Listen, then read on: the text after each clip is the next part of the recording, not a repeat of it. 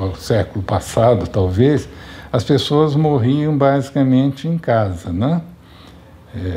E também, vamos dizer, as guerras favoreciam muito esse contato com o corpo, etc. Em tempos de paz e em tempos modernos, nós estamos morrendo aonde? Nos hospitais, né? Então, raramente existe assim um velório em casa. As crianças não veem mais o morto na sala. Normalmente você morre no hospital e dali você já tem um serviço especializado, você sai do hospital sem que as pessoas vejam, você vai ser preparado, um caixão, etc. E aí sim vem a cerimônia, né? Então há um certo distanciamento. Às vezes, quando você vê um rosto já arrumado e não, você não vivencia, por exemplo, a agonia, né, os últimos momentos, etc., como se tinha com a extrema-unção, né, dentro das casas. Então, quando a gente fala da medicalização da morte, é que cada vez mais a gente se distancia do morrer, né? Isso se torna uma prática médica, né, nos hospitais e assim por diante. Geralmente o velório acontece numa capela que está no centro de um cemitério que já fica à margem da própria cidade, não é? Os moribundos, por exemplo, as pessoas doentes, não é? Que nós também encarceramos em hospitais, não é? Para que essa vulnerabilidade do ser humano, a corruptibilidade do próprio ser humano, não atrapalhe a dinâmica da produção, não é? A dinâmica do trabalho. Eu sempre digo que as empresas, né, geralmente concordam em dar dias, né, alguns dias, 3 dias que seja, para uma pessoa que perdeu um ente querido, não é muitas vezes pela pessoa, mas é exatamente para que essa pessoa não perturbe o andamento normal da produção. Esse avanço de medicação também, o avanço de novos estudos, né, de melhoria, vamos dizer, de aparelhos que mantêm o paciente vivo durante dias, meses, anos, isso aí teve um desenvolvimento muito grande. E isso, então, o que acontece? Isso trouxe essa, vamos dizer, medicalização da morte, isso foi aumentando a sobrevida, apesar de não ter qualidade de vida, o paciente está lá, né? É como se você fosse remendando o paciente aos poucos, remendando, e ele foi vivendo. Vai viver 90, 100 anos, mas é isso que vai fazendo remendos e remendos. Mas aí que a gente tem que pensar, viver ou sobreviver? Esse estigma, né, do idoso, na verdade, o idoso traz isso, né? O idoso hoje não é produtivo mais, ele não está na fase produtiva. Ou seja, hoje ele gera, na verdade, despesa, né? O idoso hoje traz o quê? Preocupação. Ele traz para a família, para a maioria, né? Traz problemas, porque despende de gasto, com saúde, né? Com tudo, né? Ele não produz mais, ele requer uma pessoa que olhe ele, que ajude, e vem as doenças associadas, né? Os gastos demasiado com remédio. A pessoa tem um medo do desconhecido, né? Ninguém sabe, como assim, quem não estuda a parte espiritual, né? Independente da religião que seja, eu acho que a pessoa tem medo da morte, porque tem medo do desconhecido. Então, o que acontece? Trazer uma pessoa para um hospital que vai fazer uma cirurgia ou que está internado por um doente, de tirar aquele ambiente de hospital, trazer uma coisa mais de hotel, de hotelaria, de uma coisa mais confortável. Isso aí tira isso um pouco o paciente, relaxa mais um pouco o paciente. E isso aí é uma estratégia de marketing, eu acho que funciona. Porque tira do paciente aquela angústia, aquela ansiedade, né, que eu vou internar para fazer uma cirurgia. E o que tem, isso que eu te falo, isso aí acontece nos grupos hospitalares que têm maiores condições financeiras. Agora, os pacientes mais simples, eles não têm esse amparo. Entendeu? As pessoas mais humildes em hospitais públicos, principalmente, não têm isso. Na verdade, o que se vê hoje, né, o que falta hoje, na verdade, que o hospital público é falta total de recursos.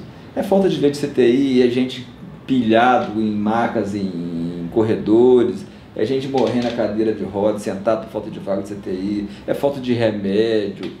O que existe também, né, na tradição é você associar, né, sujeira a pecado, né, e limpeza a virtude, essas coisas.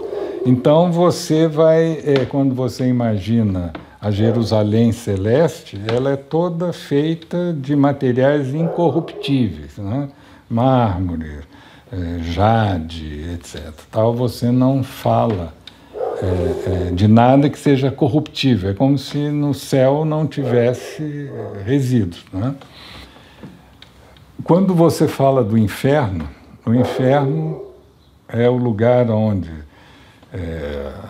até as piadas, né, escatológicas, né, lugar de fezes, de sofrimento, etc., de enxofre, né, que tem a ver com o metano, né, o gás metano, que é produzido à medida que a matéria orgânica se decompõe, e até em determinados nomes, né, como que você chama, às vezes popularmente, o diabo, o imundo, o sujo, né, as bruxas com toda aquela visão, né, do sabá, né, que elas vão fazer as hóstias, né, de fezes. Então existe uma associação, né, na nossa tradição, pelo menos da cultura ocidental, de você caracterizar, né, o mal, o sujo, o pecado, né, o bem, né? Aliás, veja, enquanto no inferno as coisas são escuras, etc., tal, os anjos resplandecem,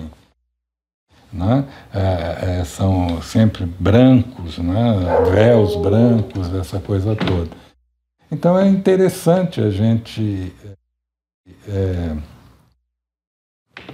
ter isso presente, né? Para ver como que é forte, às vezes, o preconceito que eu tenho com a questão do que é imundo, né? Da imundície e assim por diante. A sarjeta tem muito a ver com a ideia de para onde você... Antigamente você varria a rua e a sua obrigação era manter limpa a calçada. E aí você jogava na sarjeta e as águas das chuvas se escorriam. Então, quando uma pessoa estava, vamos dizer, em situação social deplorável, então, assim, olha, cuidado, você vai terminar na sarjeta, né? Ou seja, naquele lugar limite entre o limpo, né, e o sujo, né? As pessoas da rua, né? Então, e aí depois essa separação se deu mais ainda entre o interior da casa e a rua como um lugar que eu posso sujar porque é público, e um lugar que eu tenho que manter limpo, que é a minha casa, e assim por diante. Então tem muitas coisas aí que podem ser exploradas, né, de maneira muito interessante.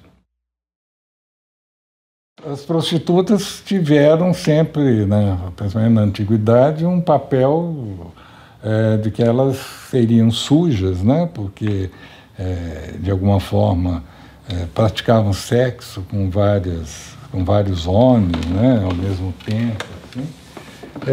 E dentro da tradição, a Maria Mulambo, por exemplo, é uma figura, né, aí eu me esqueço da Pombagira, né, da Pombagira, mas que só se manifesta, né, em monturos. Ela quer se relacionar com pessoas sujas, ela quer lixeiros e assim por diante. Então, você vê já uma gradação. A Pombagira pode ser mais sofisticada, mas uma das suas manifestações é exatamente no monturo, né? A Pombagira, né? Maria Mulambo, e daí vem a expressão, pô, esse cara é mulambento, né?